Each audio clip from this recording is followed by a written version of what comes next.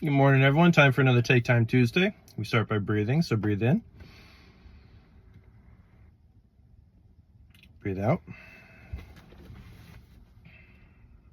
One of the topics that has come up recently with some friends of mine is the concept of what really defines your civic duty towards your country. And with everything that's going on, that can be a bit daunting. But civic duty expresses itself in multiple ways. People don't realize that comedians express their civic duty by lambasting the popular and the political. That has been true since ancient Greece. That is their role. Whether you agree with them or not, it's irrelevant. It's their job to shine the light on the darker undersides of things and bring them to light, albeit in a humorous or sometimes merciless way. Pop culture does the same thing. I don't particularly like Star Wars. In my geekdom, I've always been a Star Trek fan because I like the ideology that humanity will eventually move towards a greater common goal in the future and bring itself together. And Star Wars is a space western that is not internally consistent with its own values.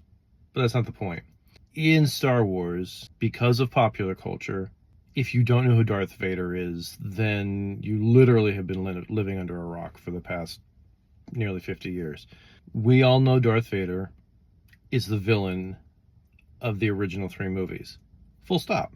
Does he redeem himself at the end? Sort of. He has a moment of self-reflection and does the right thing for once. But he is the bad guy.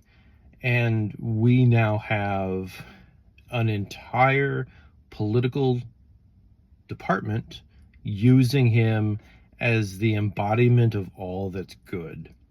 And yes, I'm referring to ICE. And we don't challenge it. It's our civic duty to challenge it. It's our civic duty when things are twisted to pull the pieces of our civilization back in order and say, this is what's right, this is not.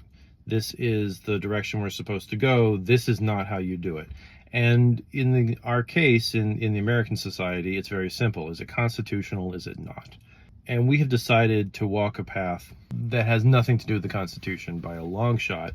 And where that has come from is up to a lot of debate. I have my opinions. I'm not a historian. I am a mental health specialist.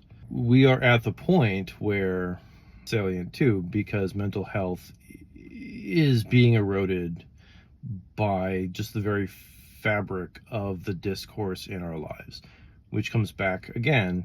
Is it good for your mental health to do your civic duty? Yes and no. In the short term, it can be very traumatic. It can be very trying and very discouraging to stand up for what you know is right and see it through. But in the long term, it's good for your mental health and good for the country's health mentally to know that you've helped set the path back correctly. So how do you do that?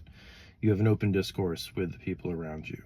You return to civility instead of violence. You champion your causes without being arrogant. You listen to the other side and have a logical and calm discourse on the differences and how that can be corrected, and you stand your ground. This country was founded on violence, but it doesn't need to continue to exist in violence. There's a better way. We need to find it. Something to think about. Y'all have a good day.